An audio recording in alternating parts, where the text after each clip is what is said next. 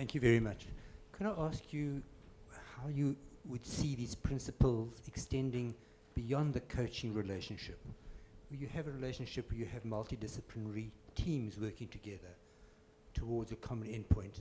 Are these principles applicable, or how do you see the principles applying in that context where different people are contributing on a more equal basis, if I can put it that way? Yes, thank you. In such as in meetings and decision-making groups and things, is that what you mean? Yes. In fact, it is essentially that order in my life historically that emerged, that it was one-to-one work for a long time. I didn't even think about what could be done in groups.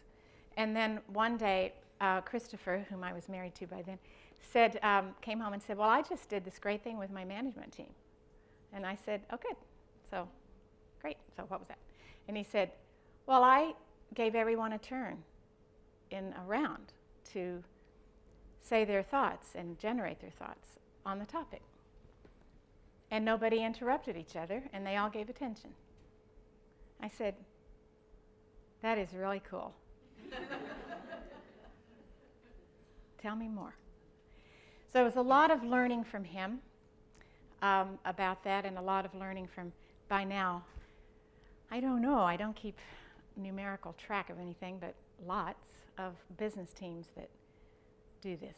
Now, by this, what I mean is this is what I mean by this, taking that thinking session structure I described and extrapolating from that the things that can work that are not too threatening.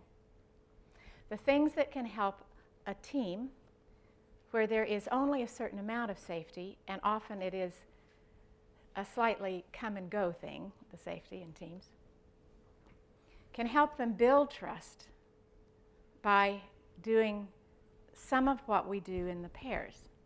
So you have a turn to speak, and you have a turn knowing you won't be interrupted, which is very different from getting lucky. And everyone else in the group is giving you attention while you think and speak. And you agree to be brief in exchange for knowing you won't be interrupted. So it's a lovely trade-off.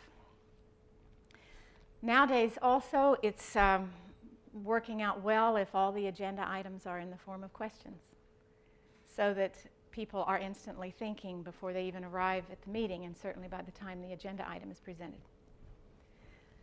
And then sometimes, even in the groups, we'll divide into pairs and sometimes listen for discrete turns for 5 minutes or 2 minutes as people think and come back to the group. Sometimes in a dialogue, which is very challenging, where we go back and forth together on a single subject, but as astutely a thinking environment for each other while we listen, as we are when we're not going to comment. And we reduce the oppressive presence of PowerPoint.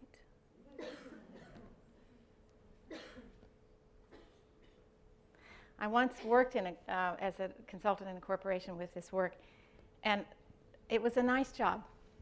I was paid some nice money, and they were learning it well, and they were beginning to communicate and teach it to others, and it was very exciting.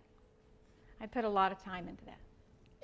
And at the end of one of the times I was there, the contracting executive said to me, I just need you to know that these guidelines around PowerPoint and the fact that we don't interrupt the speaker in our presentations, and the fact that we put our agenda items in the form of questions, that was worth all the money we paid you. And I wanted to say, really? Okay, well, so sorry I wasted all this other time doing all these other things. But each one of these is so giving of life to the human minds in the room. There's more to this, but that's a start. Is that useful? Thank you.